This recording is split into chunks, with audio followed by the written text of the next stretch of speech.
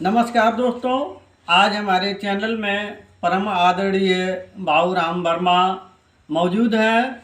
आप उत्तर प्रदेश के बस्ती जनपद के ग्राम सावड़ी के निवासी हैं। आपने आजीवन साहित्य लेखन का काम किया। आप राष्ट्रपति पुरस्कार शिक्षक हैं। आप वर्तमान में रिटायर हो चुके हैं, फिर भी आप मानव समाज के लिए काम करते रहते हैं। आपकी रचनाएं आकाशवाणी, दूरदर्शन इत्यादि जगहों में आ भी चुकी हैं। पत्र पत्रिकाओं में आपकी रचनाएं बहुत ही प्राथमिकता से छपती हैं। परम आदरणीय बाबूराम वर्मा जी से हम चाहेंगे वो अपने काव्य रचना प्रस्तुत करें। धन्यवाद।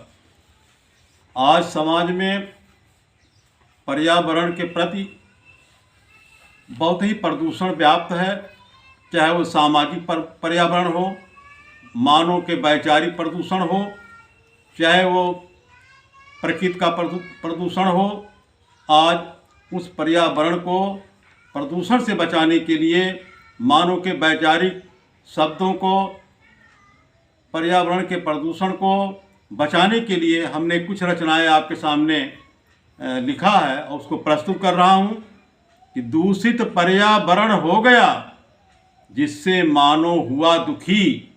दूषित पर्यावरण हो गया जिससे मानव हुआ दुखी, और वृक्ष लगाओ अब धरती पर, होगा मानव तभी सुखी। बहुत अच्छा। वृक्ष लगाओ अब अच्छा। धरती पर, होगा मानव तभी सुखी। अब दूषित जलवायु हो गया, दूषित भाषा और विचार। अब दूषित जलवायु हो गया, दूषित भाषा और विचार। नहीं प्रकृति की सत्ता को अब क्यों मानो करता स्वीकार। नहीं प्रकृति की सत्ता को अब क्यों मानो करता स्वीकार। बहुत अच्छा। पर्यावरण बनाओ सुंदर, करो प्रकृति से तुम अनुराग। पर्यावरण बनाओ सुंदर, करो प्रकृति से तुम अनुराग। तुम ऐसा अभियान चलाओ, हंसे धरा खलिहान तड़ाक। तुम ऐसा अभियान चलाओ, हंसे धरा खलिहान तड़ाक। बंधुओं, इसी तारतम्य में प्रकृति के प्रति एक रचना हमारी और है, प्रस्तुत कर रहा हूँ कि प्रकृति नटी की सत्ता को जो करता स्वीकार नहीं। पेड़ पौधे फूल पौधों से जिसको कोई प्यार नहीं। जिसे नदी झरनों के कलरों में दिखता संगीत नहीं। ऐसे मानव को धरती पर जीने का अधिकार नहीं। ऐसे मानव को धरती पर जीने का अधिकार नहीं। कानन में पक्षी की चहचा, फूलों की मुस्कान निराली। पशुओं में भी प्रेम बहुत है, इनके चेहरे पर खुशहाली। और द्रुमों की शीतल छाया कितनी सुख देती है मन को।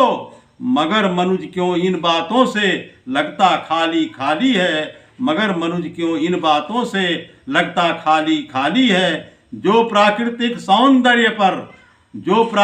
सौंदर्य पर करता मंत्रोच्चार नहीं।